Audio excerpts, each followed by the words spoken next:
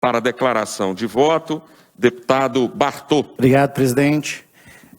Vim fazer a declaração de voto também, porque eu vi que a discussão que teve após o meu encaminhamento foram para questões que não era onde que eu queria encaminhar.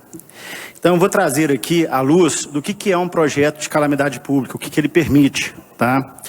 Ficam suspensas as contagens de prazos de disposição do que se trata no artigo 23 e 31, que se tratam de despesas de limites, despesas pessoais e dívida consolidadas. O Poder Executivo fica dispensado de atingir resultados da meta fiscal e de limitar empenhos. O Poder Executivo fica dispensado de utilizar os recursos vinculados a determinadas finalidades. O Poder Executivo poderá captar recursos a título de antecipação de receita de tributo à contribuição cujo fato gerador ainda não tenha ocorrido. Poderá, nos últimos 8 meses de mandato, contrair obrigações de despesas que serem pagas no exercício seguinte sem disponibilidade suficiente de caixa. Poderá conceder ou ampliar incentivo a benefícios tributários no qual decorre renúncia de receita e aumento de despesas a respeito do estado de impacto de orçamento. Essa aqui eu concordo, tá? Apesar de impactar o orçamento. Poderá descumprir a despesa considerada de caráter continuado, que é uma despesa obrigatória. Despesa continuada é aquela cuja obrigação de execução seja superior a 2 exercícios. Ou seja, a questão aqui é que realmente o executivo, independente dele se é governo ou se é prefeitura, fica com muito mais facilidade de lidar com o seu orçamento. Ele fica muito menos preso àquilo que é estabelecido através de leis. E isso faz com que realmente haja afrouxamento, haja mais tranquilidade em lidar com as finanças. E o ponto que eu bati aqui é justamente aquilo que vem sendo já coerência dentro do meu mandato há algum tempo. Claro que eu fui o primeiro deputado a defender aqui o isolamento, no momento que a gente precisava, sim, estudar a doença, entender mais a doença e saber como lidar com ela, mas nunca defendi o isolamento como solução. E assim também é a calamidade pública.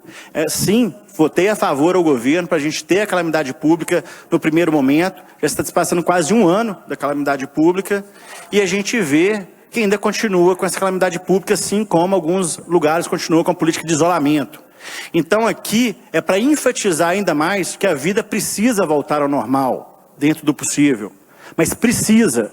Não é uma doença que é pequenininha, não é uma gripezinha, não é uma coisa à toa, matou milhares de pessoas e aqui meu sentimento é todo mundo que perdeu familiar. Minha mãe hoje está no hospital por conta de Covid.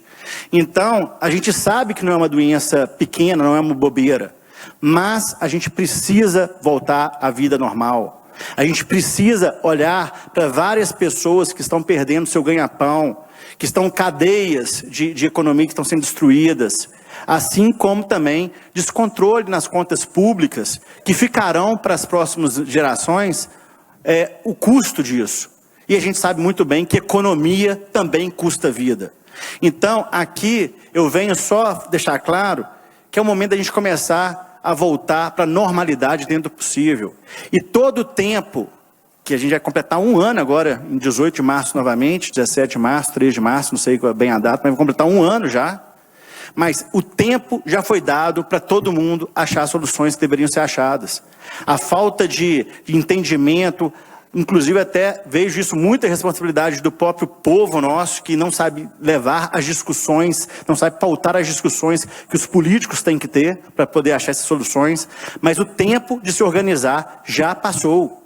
Então eu entendo sim que o governo, bem como todas as prefeituras, podem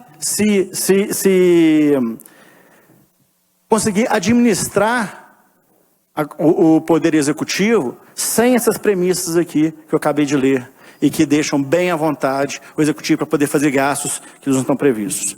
Então, é mais nesse sentido, ok? Muito obrigado, presidente. Obrigado a todos.